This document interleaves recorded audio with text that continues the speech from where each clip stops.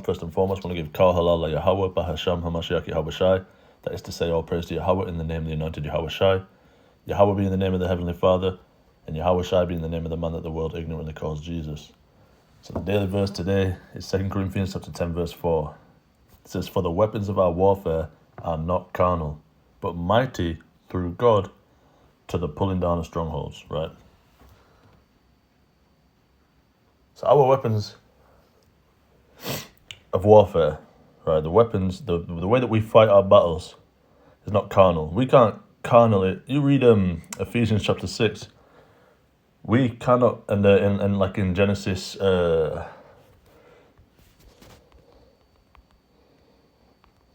it Genesis 26, 27? Genesis 27. The blessing that Esau has is the sword, right? We can't. You can pull out a damn. You could have a turret gun. You could have a super powerful weapon, right? And you're still not going to defeat them. They'll send one Apache helicopter over your neighborhood and take the whole neighborhood out, right? We can't fight them carnally. Their blessing is a sword. Weapons is their thing, man. That's how they rule. That's how they live. Weaponry. That's what they meditate on. Right? Instruments of war. You can't fight them that way. No, our fight is not carnal. Our fight is spiritual. We defeat them spiritually by, how do we do that? By getting ourselves right. We don't usually go precept upon daily verse. But let me get Matthew chapter 24, verse 14. "And this gospel of the kingdom shall be preached in all the world for a witness unto all nations, and then shall the end come." Right, so Christianity has been in the world for generations. The entire world, I'm talking. Christianity has been over in every part of the world for generations.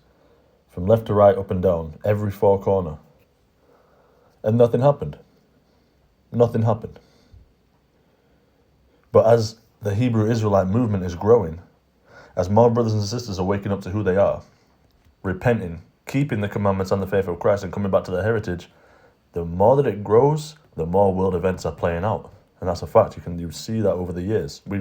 Us in the truth, we've witnessed it. Right? We have testimony to it, and we can look back on it.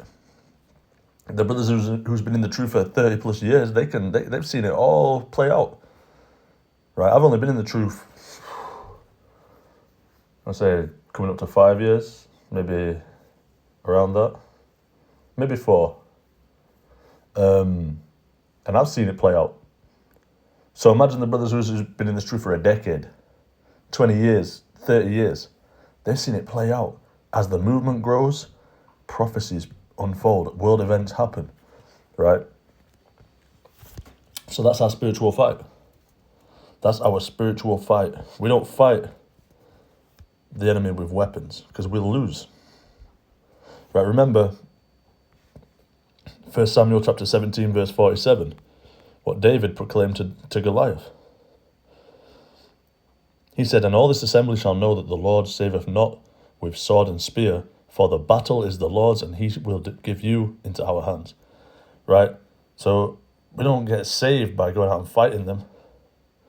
It's not who's got the best swordsmanship and the sharpest sword, the longest blade, who can throw the spear the fastest and furthest and most accurate.